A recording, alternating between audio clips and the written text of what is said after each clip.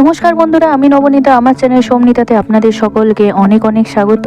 আজকে কোনো ব্লগ নয়, আজকে আবারও অনেক দিন বাদে একটা নতুন রেসিপি নিয়ে আপনাদের জন্য হাজির হয়েছি। বানিয়েছি কাঁচকলার কোপ্তা। এখানে আগেই কাঁচকলা আর আলুটা আমি প্রেসারে সেদ্ধ করে খোসা ছাড়িয়ে রেখে দিয়েছি।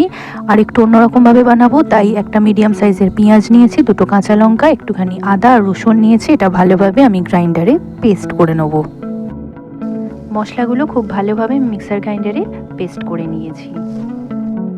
প্রথমে একটা পাত্রে আমি সেদ্ধ কাঁচকলা, সেদ্ধ আলুটা নিয়ে নিয়েছি। এরপর একে একে আমি মশলাগুলোর মধ্যে অ্যাড করব। প্রথমে নিয়ে নিলাম স্বাদ মতো নুন, এরপর দেবো জিরে গুঁড়ো, ধনে গুঁড়ো, বাড়িতে তৈরি করা ভাজা মশলা, অল্প পরিমাণে জোয়ান।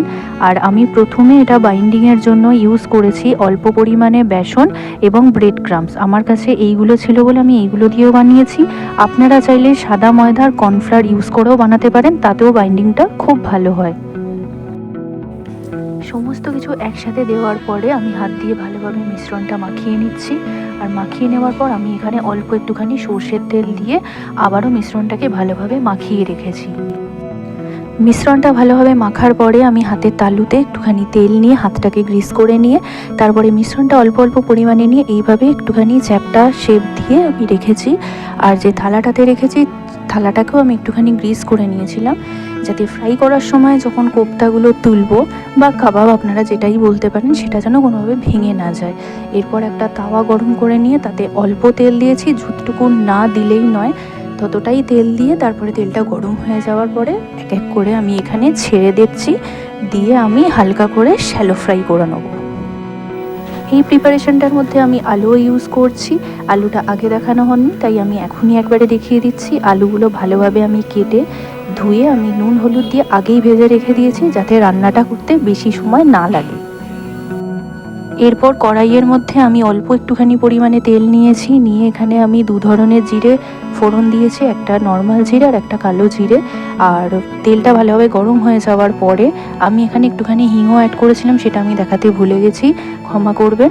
আর যে পেস্টটা আমি বানিয়ে রেখেছিলাম পেঁয়াজ, আদা, রসুন, কাঁচা লঙ্কা, সেটা আমি এখানে অ্যাড করে দিলাম।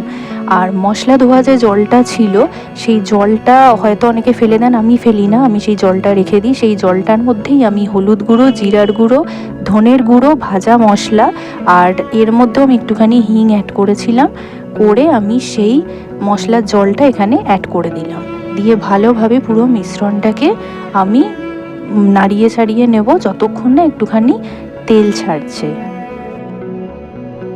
মশলাটা থেকে তেল ছাড়ার সাথে সাথেই আমি এখানে ভাজা আলুগুলো অ্যাড করে দিয়েছি, দিয়ে ভালোভাবে পুরো মিশ্রণটা মাখিয়ে নিয়েছি আলুর সাথে।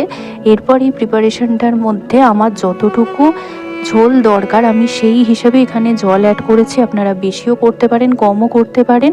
জলটা যখন টকবক করে ফুটছে আমি সেই অবস্থায় নুনটা অ্যাড করেছি, আপনারা চাইলে আগেও করতে পারেন। আর টেস্টটাকে ব্যালেন্স করার জন্য খুব সামান্য পরিমাণে আমি চিনি অ্যাড করেছি।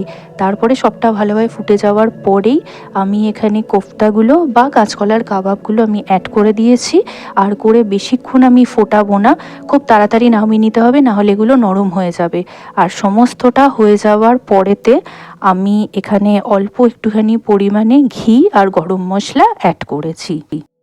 তো বন্ধুরা, এখানে কাঁচকলার কোফতা কারি একদম রেডি। আশা করি ব্লগটা আপনাদের দেখতে ভালো লেগেছে। আর ভালো লেগে থাকলে please please please like, share, subscribe করতে কেউ ভুলবেন না। সবাই ভালো থাকবেন, সুস্থ থাকবেন, খুব তাড়াতাড়ি দেখা হবে, টাটা।